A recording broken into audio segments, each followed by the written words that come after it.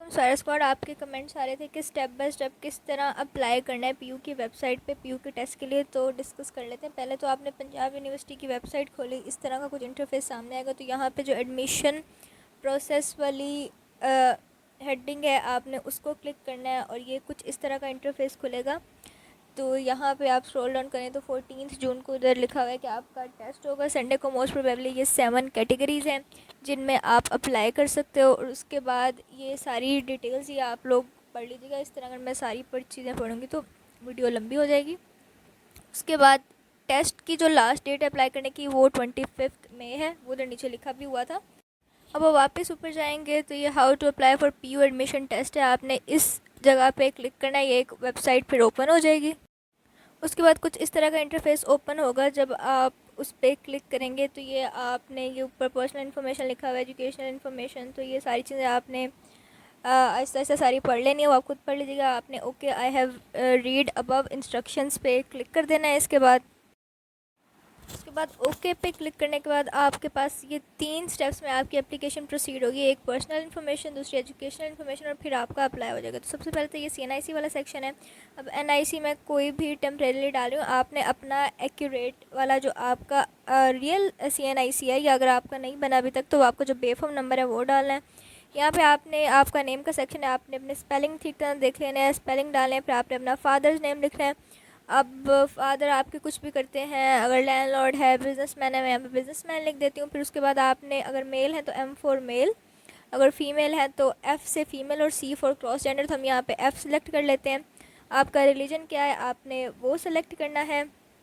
उसके बाद रिलीजन के बाद आपका सेक्शन है ब्लड ग्रुप वाला। अब ब्लड ग्रुप आपका जो भी है आपने ब्लड ग्रुप सेलेक्ट कर लिया। उसके बाद आपने मोबाइल नंबर लिख लिया। अगेन मैं कोई सा भी डाल रही हूँ, आपने अपना वो फ़ोन नंबर डालना है जिस पे आपसे कांटेक्ट किया जा सके। उसके बाद आपने अपना एक वैलिड ईमेल एड्रेस डाल देना है।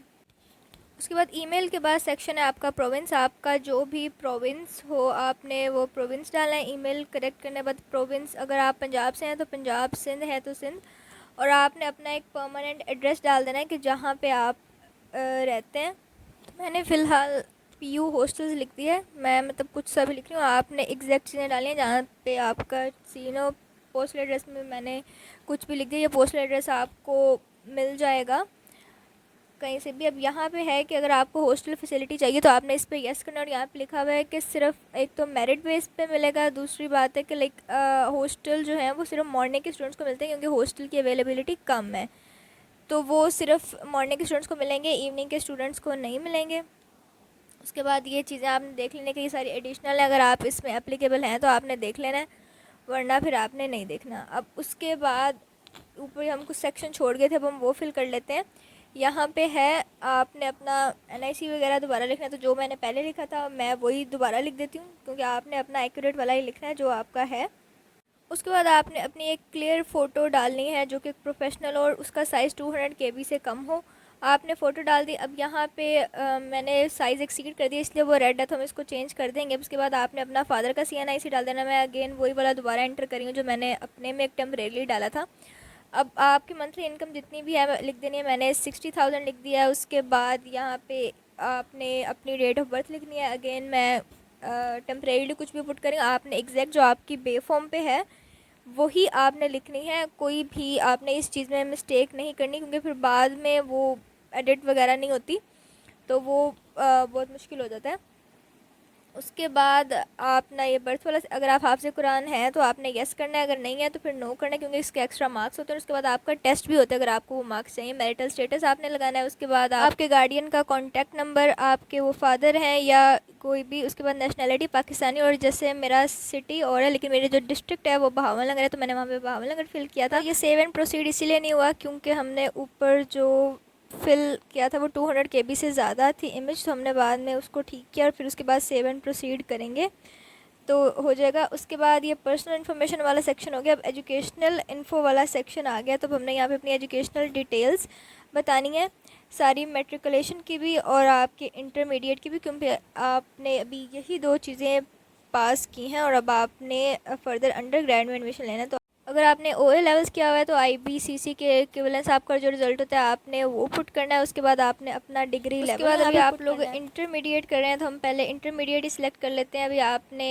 सेकेंड ईयर के एग्ज़ाम का तो आपने रिज़ल्ट का तो वेट करना है, अभी तो आपके एग्ज़ाम भी नहीं हुए तो वेटिंग रिज़ल्ट। उसके बाद आपने अपनी डिग्री टाइप सिलेक्ट करनी है कि FSc FA जो भी है। अब आपने अपना बोर्ड सिलेक्ट करना है। मैं यहाँ पे लाहौर बोर्ड सिलेक्ट कर देती हूँ। आपका जो बोर्ड है आपने वही सिलेक्ट करना है। उसके बाद यहाँ पे आपने अपने एग्ज़ाम की टाइप सेलेक्ट करनी है कि आपने एनुअल दिए थे, सप्ली में दिए थे, कौन से। अब मैं यहाँ पे रोल नंबर लिख देती हूँ 24। आपका जो भी हो आपने वो लिखना है। उसके बाद ग्रेडिंग सिस्टम आपने देखना है कि आपका मार्क सिस्टम था या GPA सिस्टम। उसके बाद आपने टोटल मार्क्स यहाँ पर लिखने हैं। यहाँ पे गलती से मैं ऑब्टेन मार्क्स लिखने होंगे 470, कोई टोटल मार्क्स नहीं होते, लेकिन यहाँ पे आपने वो ठीक करके लिखना है क्योंकि मेरे से गलती हो गई है, आपने नहीं करनी। खैर हम इसको बाद में ठीक करते हैं। उसके बाद आपने नेक्स्ट डिग्री स्पेशलाइजेशन में चले जाना है कि आपने कौन सी फील्ड में अप्लाई करना है। जिस तरह इंजीनियरिंग वाले PU के इंजीनियरिंग में अप्लाई करेंगे, मेडिकल वाले CSP, तो काफ़ी सारी कैटेगरीज़ हैं। उसके बाद यहाँ पे मैं सिलेक्ट कर लेती हूँ PU मेडिकल। अब आपने जिस चीज़ में भी अप्लाई करना वो करना है। अब वो डिग्री का टाइटल मैंने वापस से FSc लिख दिया है। उसके बाद आपका जो पास आउट आप किस ईयर में हो, कुछ बच्चे लास्ट ईयर भी होते हैं अप्लाई इस ईयर कर रहे होते हैं, तो आपका अगर 2025 में आप पास आउट होते तो वो लिखना है।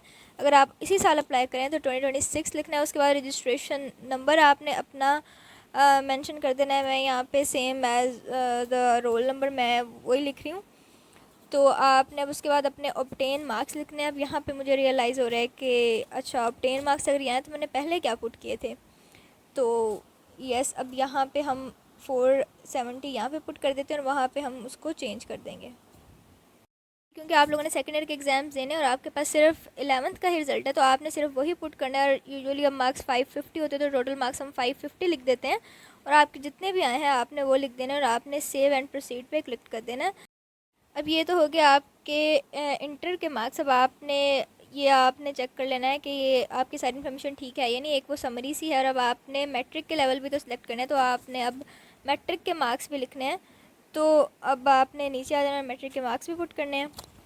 उसी तरह आपने डिग्री लेवल पे आना है। डिग्री लेवल पे आपने मैट्रिकुलेशन सेलेक्ट कर देनी है। आपका बोर्ड कौन सा था, मैं अगेन लाहौर बोर्ड को सिलेक्ट कर लेती हूँ, हालांकि मेरा नहीं था, लेकिन आपका जो है आपने वही सिलेक्ट करना है। उसके बाद एग्ज़ाम टाइप सेम, आपका वो मोस्टली चीज़ें सबकी सेम ही होंगी। अगर आप किसी के कोई चीज़ डिफरेंट है तो उसने वो सिलेक्ट करनी है। ग्रेडिंग सिस्टम में फिर वो याद है कि मार्क्स वाला सिस्टम है, GPA सिस्टम तो नहीं होता, टोटल मार्क्स। अब आपने यहाँ पे लिखने के टोटल मार्क्स। अब आपके मुझे फिर नहीं समझ लग रही कि मैट्रिक के टोटल मार्क्स कितने होते हैं। मैंने पहले 495 लिखा कि शायद ऑब्टेन मार्क्स है, फिर मैंने 559 लिख दिया, फिर 550 क्या, क्योंकि मुझे पास आउट हुए भी काफ़ी टाइम हो गया मैट्रिक से। तो फिर मुझे रियलाइज़ हुआ कि अब मार्क्स 1200 हो चुके हैं, हमारे टाइम पे 1100 होते थे। तो आपने यहाँ पे 1200 लिख देना है।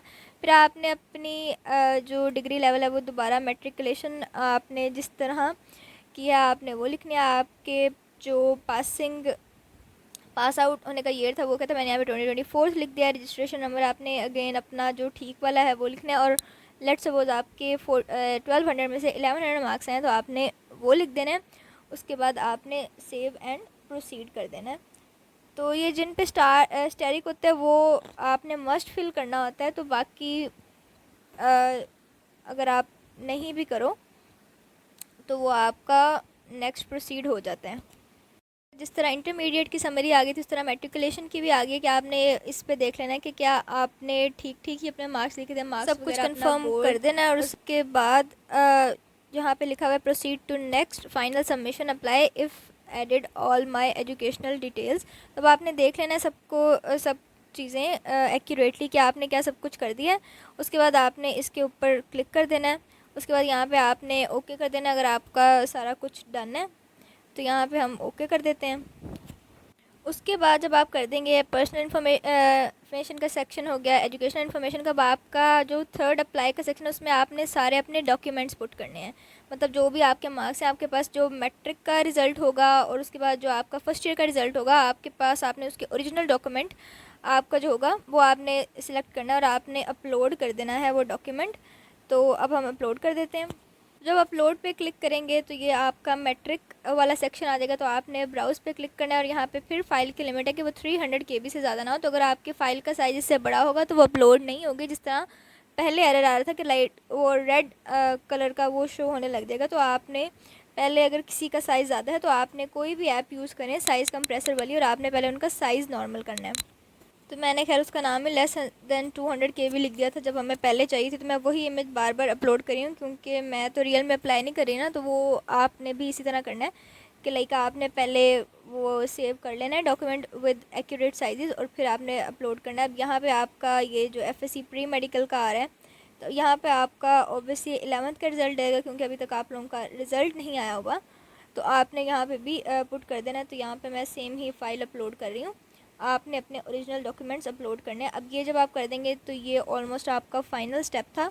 उसके बाद जब आप कर देंगे तो यहाँ पे आपका आ जाएगा कि आपकी सक्सेसफुली सारी कॉपीज़ अपलोड हो गई हैं। अगर आपने कुछ एडिट करना है तो आप अभी कर सकते हो, फिर बाद में वो चीज़ें एक दफ़ा सबमिट हो गया तो फिर आप कुछ नहीं कर सकते। तो अगर आपने करना है तो आपने वापस बैक टू फॉर्म जाना है। अगर आपने कुछ दोबारा अपने फॉर्म में से रिव्यू करना है तो आप कर सकते हो, वरना फिर आप अपने डॉक्यूमेंट्स यहाँ पे आपने व्यू या अपडेट डॉक्यूमेंट्स अगर आपने करना है, अगर आपने गलत पिक्चर अपलोड कर दी थी तो आप कर सकते हो, वरना फिर आपने रहने देना। अगर आपने ये सब करने के बाद आपने डू फाइनल सबमिशन कर देनी है। मैं नहीं कर रही क्योंकि मैं ऑलरेडी PU में इनरोल्ड हूँ, अब दोबारा नहीं करना। बाकी इस वीडियो में बहुत मेहनत लगी है, तो फिर आप बाकी लोगों को शेयर भी कर दें, इस वीडियो को लाइक भी कर दें। होपफुली आपको समझ आ गई होगी। Thank you so much. Must subscribe my channel.